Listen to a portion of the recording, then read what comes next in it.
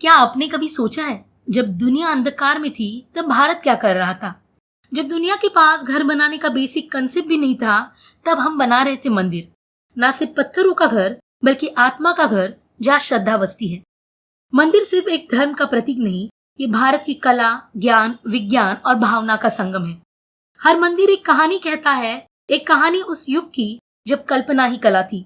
न कंप्यूटर था, न मशीन, सिर्फ मानव हाथ, श्रद्धा और आकर्षण का अद्भुत सेंस।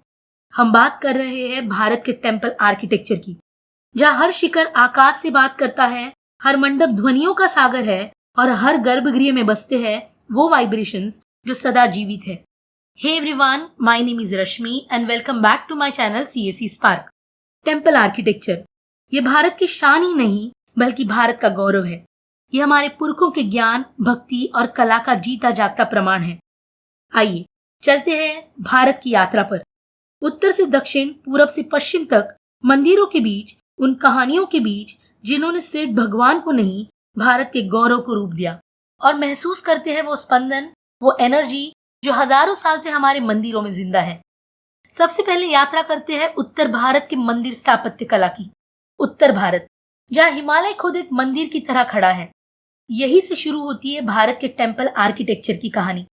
सबसे पहले चलते हैं यूपी के काशी विश्वनाथ की तरफ, जो केवल एक मंदिर ही नहीं, ब्रह्मांड का सेंटर पॉइंट है, जहाँ के हर घाट, गली से हर हर महादेव गूंजता है। ये मंदिर नगरा स्टाइल आर्किटेक्चर का अद्भुत उदाहरण है। नेक्स्ट बात करते हैं केदारनाथ टेम्पल की, जो सिर्फ आर्किटेक्चर नहीं, अद्भुत साहस और आस्था का प्रमाण है। 13,000 फीट की ऊंचाई पर बर्फ से लिपटे पहाड़ों के बीच वो मंदिर आज भी खड़ा है। ना कोई सीमेंट, ना कोई मॉडर्न टूल्स, सिर्फ पत्थर, श्रद्धा और शक्ति। जब 2013 का फ्लड आया था, तब पूरा शहर बह गया, पर मंदिर जो कि त्यों खड़ा रहा, क्योंकि वो सिर्फ पत्थरों का नहीं, प्रार्थनाओं का बना है। नेक्स्ट बात करते हैं हमारे कश्मीर की शान मार्तंड सूर्य मंदिर की, जो 8th सेंचुरी में राजा ललितादित्य ने बनाया था। उस मंदिर के पिलर्स आज भी कहते हैं कि भारत ने सूर्य को सिर्फ पूजा नहीं, बल्कि आर्किटेक्चर में स्थापित किया था। चलिए अब चलते हैं मध्य भारत की ओर, वे ज्योमेट्री मीट्स डिविनिटी। फर्स्ट बात करते हैं 64 योगिनी टेम्पल की, जो मध्य प्रदेश के मुरैना जिले में स्थित है। एक circular temple, open roof, 64 divine yoginis के लिए बना हुआ मंदिर और बीच में एक ओपन कोर्टयार्ड। इसका डिजाइन इतना साइंटिफिक था कि सर एडविन ल्यूटियन ने जब भारत का पार्लियामेंट डिजाइन किया था, तो इसी मंदिर की प्रेरणा ली। बहुत कम लोग जानते होंगे, हमारे पुराने पार्लियामेंट का डिजाइन 64 योगिनी टेम्पल से इंस्पायर है। सेकेंड बात करते हैं खजुराहो टेम्पल की। खजुराहो मंदिर की हर कार्विंग एक स्टोरी बताती है। ये मंदिर 10वीं और 12वीं शताब्दी के बीच चंदेला राजवंश ने बनवाए थे। इन मंदिरों को बहुत बार मिसअंडरस्टूड किया जाता है। लोग सिर्फ इसकी इरोटिक स्कल्पचर्स देखते हैं, पर उसके पीछे जो फिलॉसफी और स्पिरिचुअल डेप्थ है, वो समझना जरूरी है। यहाँ के बाहर की दीवारों पर वासना और अंदर के गर्भगृह में शिवलिंग ये बताता है, बाहर मोह माया है और अंदर मोक्ष। खजुराहो सिखाता है, पवित्रता शरीर में नहीं, दृष्टि में होती है। अब चलते हैं पूर्व भारत की ओर, वे सन वर्शिप्स अवर टेम्पल्स। फर्स्ट बात करते हैं ओडिशा में स्थित कोणार्क सूर्य मंदिर की, जहाँ आर्किटेक्चर ने समय को बांधा है। समय के चक्र पर बना पूरा मंदिर, पूरे मंदिर को रथ के रूप में बनाया गया है। 24 व्हील्स और 7 घोड़े, जहाँ आज भी सुबह की पहली किरण गर्भगृह छू जाती है।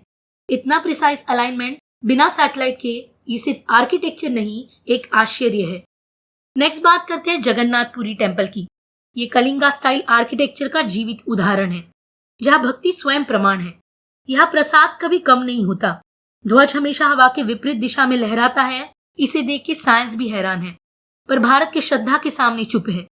ये मंदिर हमें याद दिलाता है, भारत सिर्फ विश्व गुरु नहीं, भारत विश्व का आध्यात्म है। अब सफर करते हैं पश्चिम भारत की, where the pride carved in stone. सबसे पहले बात करते हैं महाराष्ट्र के छत्रपति संभाजी महाराज जिले में स्थित आर्किटेक्चरल मिराकल येल्लोरा के कैलाश टेम्पल की। ये एक ऐसा मंदिर है जिसे एक ही पहाड़ को ऊपर से नीचे तक काटकर पूरा मंदिर बनाया गया। ना ब्लूप्रिंट, ना मशीन, सिर्फ श्रद्धा और ज्ञान। आज भी दुनिया के इंजीनियर्स हैरान है कि जब टूल्स नहीं थे, तब ये करिश्मा कैसे हुआ। पर हम जानते हैं, ये भारत है जहाँ शिल्प ही तपस्या है। ये मंदिर सिर्फ डिजाइन नहीं, ये डिवाइन इंस्पिरेशन है। सेकेंड बात करते हैं महाराष्ट्र के कोल्हापुर डिस्ट्रिक्ट में स्थित महालक्ष्मी टेम्पल की, जो एक शक्तिपीठ है। जहाँ सूर्य देव की किरण साल में 2 बार देवी के चरणों को स्पर्श करती है। इतना परफेक्ट अलाइनमेंट, बिना टेलीस्कोप, बिना कंपास, बिना कंप्यूटर के। वो मूवमेंट जब सूरज की रोशनी देवी के चरणों को स्पर्श करती है, तब मानो ऐसा लगता है जैसे प्रकृति खुद भारत की धरती को प्रणाम कर रही हो। थर्ड बात करते हैं गुजरात के गिर सोमनाथ जिले में स्थित सोमनाथ टेम्पल की, जो एक ज्योतिर्लिंग भी है, जिसे 17 बार बाहर से आए आक्रमणकारियों ने लूटा, पर हर बार भारत ने उसे फिर से उठकर बनाया। ये मंदिर हमें एक बात बताता है कि भारत को कभी तोड़ा नहीं जा सकता, ना ही झुकाया जा सकता है। अब सफर करते हैं दक्षिण भारत की ओर, वेयर आर्ट बिकेम प्रेयर। सबसे पहले बात करते हैं तमिलनाडु के बृहदेश्वरा मंदिर की, जो 1000 साल पहले बिना सीमेंट के बना था, जिसका मेन टॉवर, जिसे विमाना कहा जाता है, उसका वजन 80 टन से भी ज्यादा है। फिर भी आज तक 1 इंच भी नहीं हिला, क्योंकि जब भक्ति और विज्ञान साथ आते हैं तो संतुलन भी साधना बन जाता है। ये सिर्फ मंदिर नहीं, बल्कि भारत का इंजीनियरिंग मिराकल है, जो दुनिया को बताता है कि साइंस और स्पिरिचुअलिटी एक ही धारा के 2 किनारे हैं। नेक्स्ट बात करते हैं कर्नाटका के हम्पी के फेमस टेम्पल आर्किटेक्चर की। हम्पी यानी विजयनगर साम्राज्य का दिल, जहाँ विटला टेम्पल के स्टोन पिलर्स आज भी संगीत बजाते हैं।